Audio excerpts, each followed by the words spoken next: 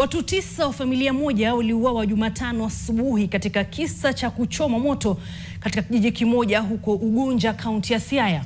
Polisi wanashuku kuwa huenda tukio hilo linahusishwa na mgogoro wa muda mrefu wa ardhi unaohusisha familia hiyo. Na kama anavyotuarifu mwanahabari wetu Rose Wangoi, watoto walioteketea kwa moto walikuwa kati ya umri wa miaka 17 na mtoto mchanga zaidi akiwa wa miezi 6. Huzuni imekumba kijiji cha Upanda katika kata ndogo ya Sigomre, kaunti ndogo ya Ugunja, Siaya. Hapa wananchi wa kijiji hicho waliamkia habari za kusikitisha kwamba mwanaume Uma Opondo, mkewe na watoto 7 wameteketea kwa moto katika hali tatanishi. Familia hiyo ilikuwa imelala wakati nyumba yao ilipochomwa na watu wasiojulikana. Sylvester Omondi, mfanyikazi, alisimulia tukio la kutisha. Ilikuwa saa 6 usiku na nilikuwa nimeamshwa na harufu ya petroli penye nilikuwa nalala.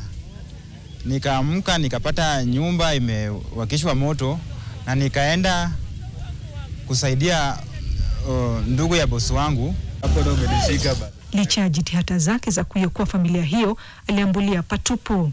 Nilipika nduru kwa dakika 10 lakini hakuna mtu ambaye alitokea. Sasa watoto walikuwa wanalia na juu walikuwa wamewasha moto kwa mlango na wakaongeza kifuli kwa mlango, hawangeweza kutoa kifuli.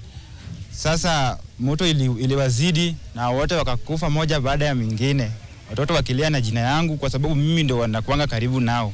Watoto walioangamia wana umri wa kati ya miaka 17 na mtoto mchanga wa miezi 6. 4 kati ya waasiriwa walichomwa kiasi cha kutotambulika. Mkubwa wao alikuwa form 4 candidate na ni msichana. Hawa watu ambao wamekufa mpaka watoto, kuna mpaka mtoto wa miezi 6. Sijui ni deni gani ambaye amekuwa nayo, ndio walikuwa na wadai mpaka akaona tu aweze kuteketeza mpaka innocent people, watoto ambao hawawezi kujitetea. Inasemekana Opondo mwenye umri wa miaka 45 alihusika katika mzozo wa ardhi na familia nyingine. Shemeji ya bwanangu, dadangu alikuwa amekufa. Alipewa shamba kiasi kidogo, lakini alienda akachukua shamba kubwa eka karibu 2. Sasa wamekuwa na mzozo, wakienda kotini kila wakati, akaambiwa kuwa atahama katika ile shamba baada ya kumaliza ile kesi. Wenye walikuwa washukiwa wangefaa kuhamishwa on Thursday ambapo itakuwa kesho, lakini tukio ikafanyika on Tuesday. Wakazi wenye hasira walichoma nyumba ambayo wanadai kuwa ni ya mhusika na tukio hilo. Miili iliyoteketea imehifadhiwa katika hifadhi ya maiti ya hospitali ya rufaa ya kaunti ya Siaya ikisubiri uchunguzi wa upasuaji wa maiti. Hakuna kitu kilichookolewa kutoka kwa nyumba iliyoungua. Rose Wangoi, NTV.